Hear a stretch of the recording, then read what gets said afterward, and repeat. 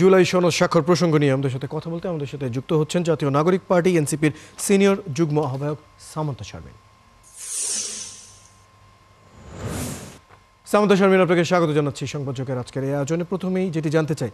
জুলাই সনদ স্বাক্ষর নিয়ে আপনাদের সিদ্ধান্ত কি আসলো, স্বাক্ষর করবেন কিনা?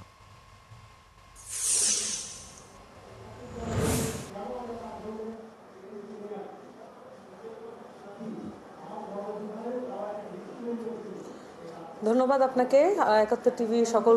কলাকুশলী এবং যারা দর্শক আছেন সকলকে আমার পক্ষ থেকে সালাম ও শুভেচ্ছা। আপনারা দেশের একটি রাজনৈতিক পরিস্থিতি লক্ষ্য করছেন এবং এখানে দেখতে পাচ্ছেন যে জুলাই সনদ নিয়ে বাংলাদেশের মানুষের যে আশা-আকাঙ্ক্ষা আছে সেটা কোন পর্যায়ে গিয়ে বাস্তবায়িত হবে সেটা নিয়ে একটা তালবাহানা চলছে এবং আপনারা দেখতে পাচ্ছেন যে বাংলাদেশের মানুষের আকাঙ্ক্ষা নির্ধারণে এখানে রাজনৈতিক দলগুলো তাদের নিজস্ব ভাগ বাটোয়ারাকেই প্রাধান্য দিচ্ছে এবং আমরা এটাও দেখতে পাচ্ছি যে জুলাই সনদকে স্থায়ীকরণ করার প্রসঙ্গে রাজনৈতিক দলগুলোর কমিটমেন্ট সম্পর্কে আমাদের প্রশ্ন তৈরি হয়েছে এবং এনসিপি গণঅভ্যুত্থানের রাজনৈতিক দল হিসেবে তাদের যে গণঅভ্যুত্থানের প্রাপ্ত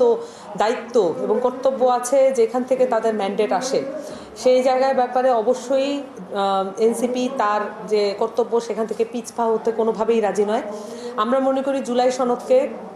অবশ্যই ইন্টারিম কনস্টিটিউশনের যে মর্যাদা দেওয়া সেটা করতে হবে। তা না হলে ৭২-এর সংবিধানকেই প্রায়র মেনে আমরা গণ অভ্যুত্থান করেছি এরকম কোনো কন্ট্রাডিক্টরি পজিশনে এনসিপি থাকতে পারে না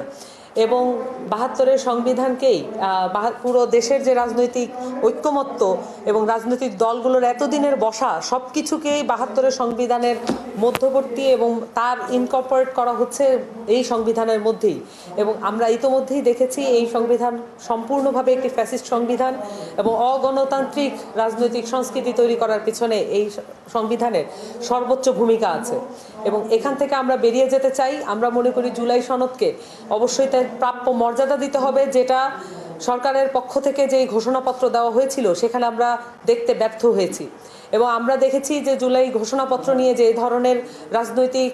ধোঁয়াশা তৈরি করা হয়েছে সেটা যেন ঘোষণাপত্রের ক্ষেত্রেও একই অবস্থা না দাঁড়ায় সেক্ষেত্রে আমাদেরকে অবশ্যই সজাগ দৃষ্টি রাখতে হচ্ছে। যদি জুলাই সনদকে তার প্রাপ্য মর্যাদা দেওয়া না হয় এবং সাংবিধানিকভাবে তাকে স্বীকৃতি দেওয়া না হয় এবং